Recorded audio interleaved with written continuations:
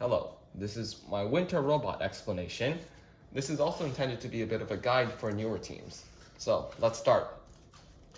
2.75 inch, 450 RPM drive. In reality, you can run a lot of different drive speeds.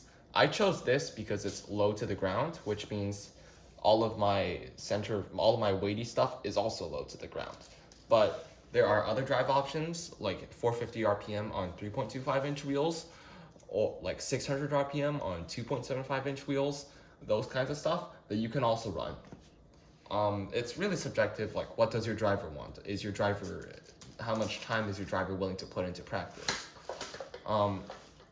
Yeah, the one important thing I'd keep in mind is that you have two cross braces. Like everything on your robot is mounted off of cross braces here. So you better think carefully about where you put them. I put mine here because that's about the distance I wanted my hooks to be, and my hooks are at this angle.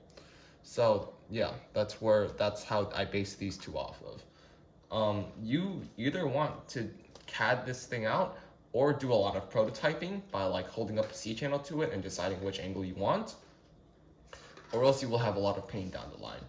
So next, the intake. W, very, very important. She gives me the intimidation bonus against stronger teams.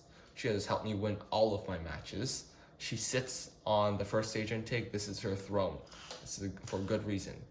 So afterwards, I have this roller here of flex wheels.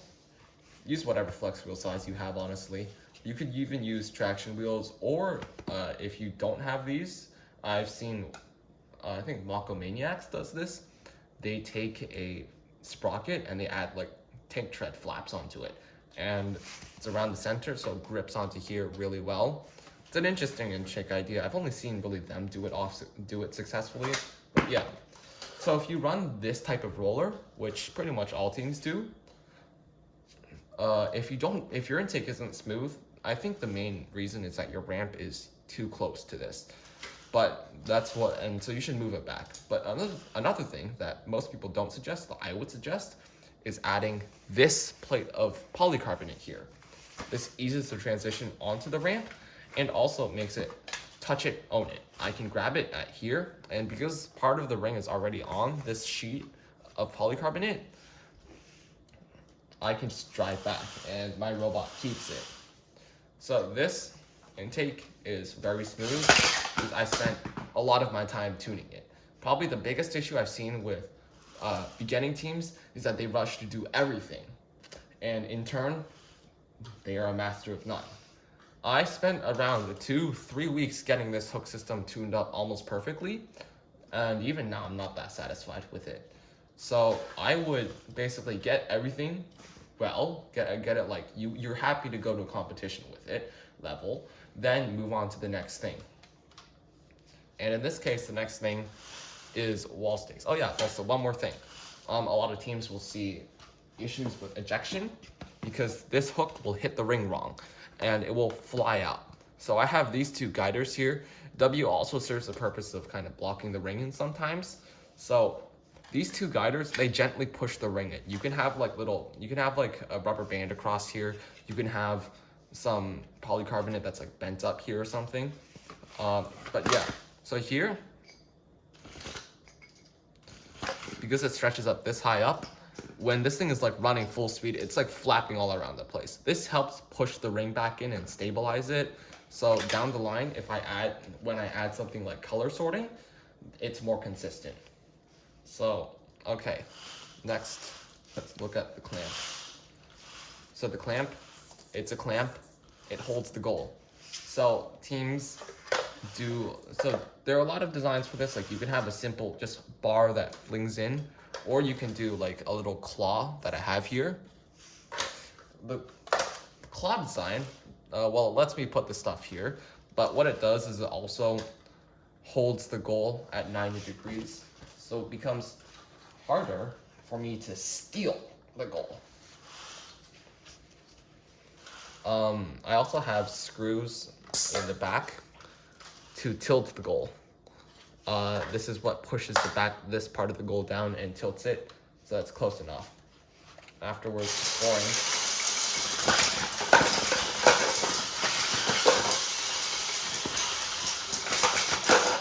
It's a pretty fast score. I like it for that. It's 600 RPM direct for the intake. So my wall stake is also pretty fast, but right now I'm running it off of motor encoders, no rotation sensor, because I don't have any more and I don't feel like cannibalizing anything off of my odometry setup. So this is 100 RPM.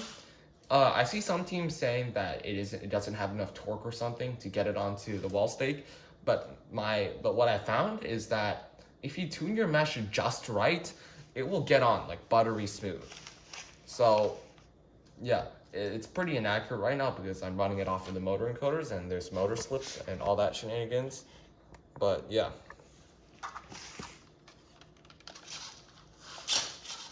This is a round catch angle.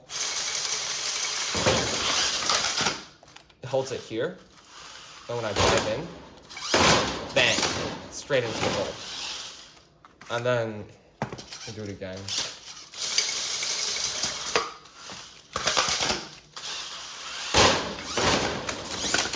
Very quick scoring. It's fun.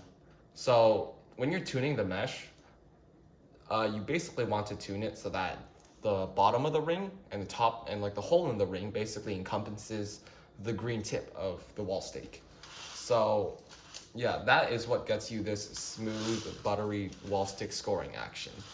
And then tying into my wall stakes, I have a triangle brace on my intake with polycarbonate. This is also pretty strong actually, but I also have this structure here.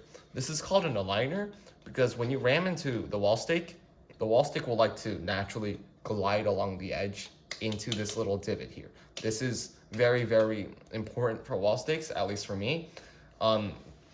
If you don't tune your mesh correctly, or actually if you don't add polycarbonate to your wall stakes, this keeps the ring in too.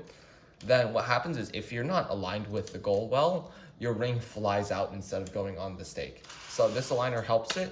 Yeah, this is about it. This is a work in progress. And as I said, one thing at a time. Some things I'm planning to add in the future are a color sorter, which uses a vision sensor to like tell this thing to throw the ring off. A doinker to sweep out the rings and also do gold rush, and maybe actually the ring rush mech that I've seen some teams do. Yeah. So this is my winter robot for now. See ya.